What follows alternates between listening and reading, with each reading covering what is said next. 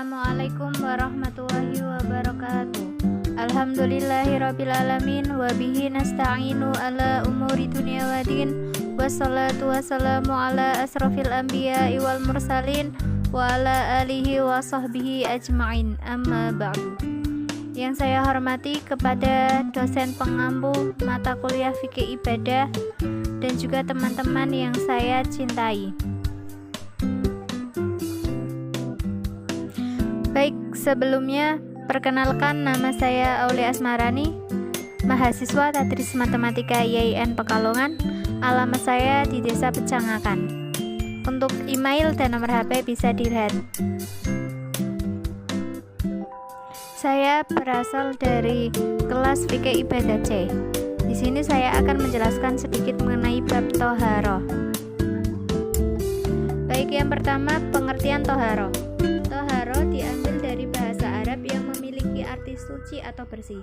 Menurut istilah, toharoh adalah bersuci dari hadas, baik hadas besar maupun hadas kecil, dan bersuci dari najis yang meliputi badan, pakaian, tempat, dan benda-benda yang terbawa atau terdapat pada badan. Untuk yang kedua, yaitu syarat-syarat wajib bertoharoh. Yang pertama Islam, dua berakal, ketiga balik, keempat masuk waktu. Maksudnya masuk waktu untuk mendirikan sholat fardu. Yang kelima tidak lupa, 6 tidak dipaksa, 7 berhenti darah haid dan nifas, 8 ada air atau debu tanah yang suci, dan yang terakhir mampu melakukannya sesuai kemampuan.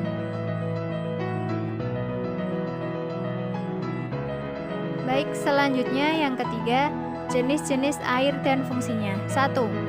Air suci dan mensucikan adalah air yang dapat digunakan untuk bersuci, baik menghilangkan hadas maupun najis, dan airnya tidak berubah warna maupun zatnya. Misalkan air sungai, air sumur, air salju, dan lain-lain. 2. Air suci tetapi tidak mensucikan. Pengertiannya, air ini itu halal untuk diminum, tetapi tidak dapat mensucikan hadas dan najis. Air yang termasuk suci tetapi tidak mensucikan adalah air yang berubah salah satu sifatnya, seperti air teh, air kopi, air kelapa, perasan anggur, dan sebagainya.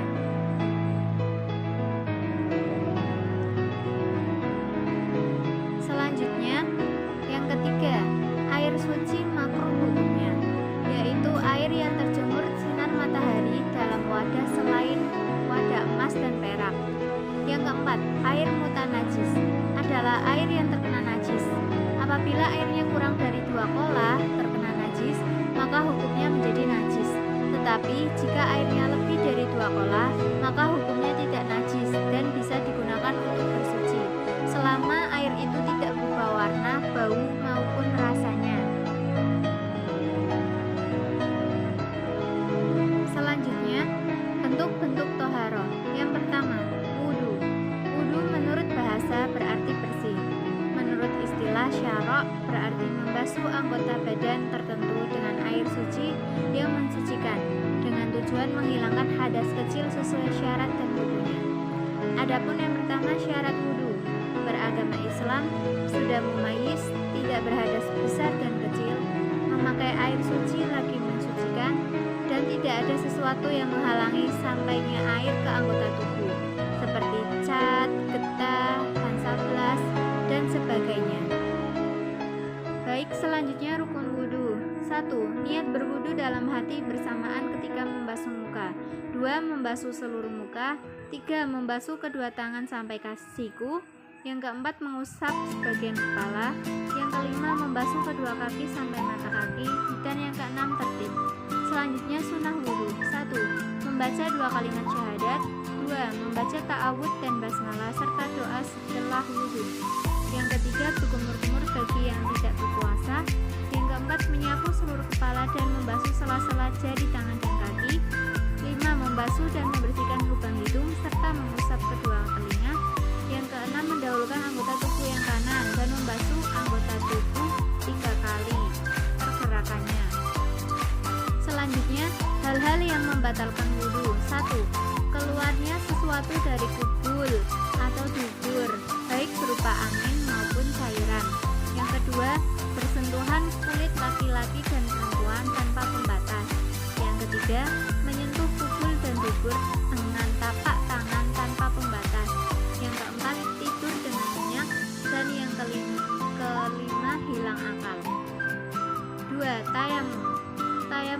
secara bahasa adalah berwudu dengan debu atau pasir atau tanah. Debunya itu yang suci karena tidak ada air atau adanya halangan memakai air. Tayamum menurut istilah adalah menyiapkan tanah atau debu yang suci ke muka dan kedua tangan sampai siku dengan memenuhi syarat dan rukunnya sebagai pengganti dari wudu atau mandi wajib. Seperti dalam firman Allah berikut, Bismillahirrahmanirrahim.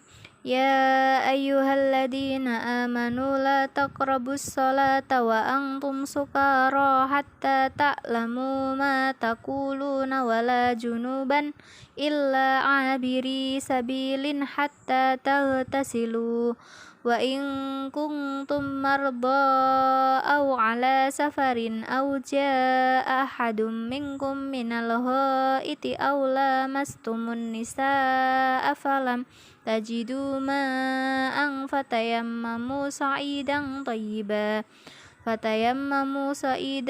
tayyiban famsahu biwujuhikum wa aydikum innallaha kana afuwan ghafura.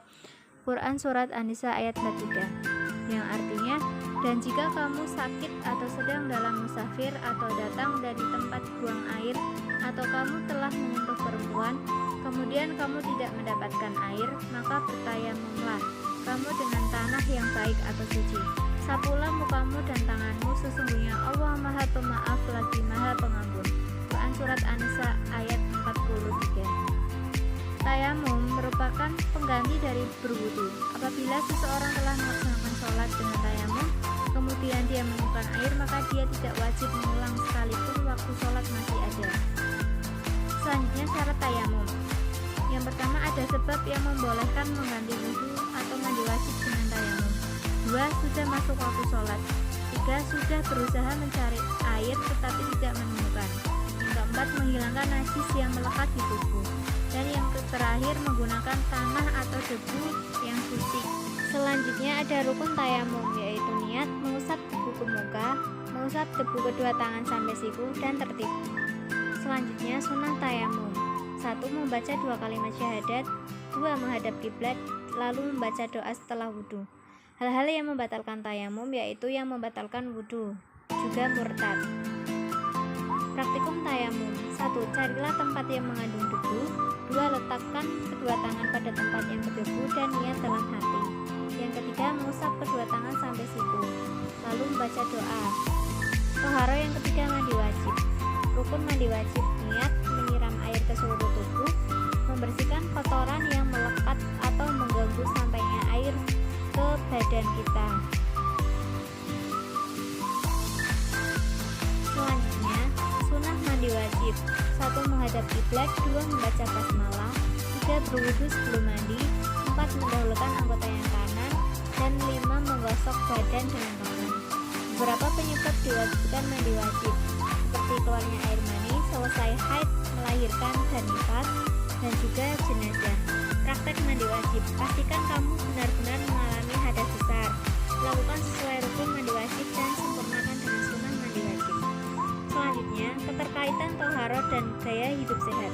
Islam adalah agama yang sempurna. Tidak ada satu hal dalam kehidupan kita melainkan Islam telah memberikan arahan dan petunjuknya. Di antaranya firman Allah Subhanahu wa taala dalam surat Al-Maidah ayat 6, yang artinya, Allah tidak akan menjadikan kamu susah, tetapi Dia ingin mensucikan kamu dan menyempurnakan nikmatnya kepadamu agar kamu itu bersyukur. Quran Surat Al-Maidah ayat 6. Di samping ayat tersebut, Rasulullah mengaitkan kepercayaan itu dengan keimanan seseorang. Rasulullah SAW bersabda, At-tuhuru syatrul imani, yang artinya suci itu bagian dari iman. Hadis riwayat Muslim. Ada beberapa hal yang perlu kita perhatikan berkaitan dengan kebersihan lingkungan, seperti 1. Menjaga kesehatan sumber air. 2. Bersuci. 3. Menjaga kesucian tempat yang ramai dikunjungi orang. Jazakumullahu khairan katsiran. Wassalamualaikum warahmatullahi wabarakatuh.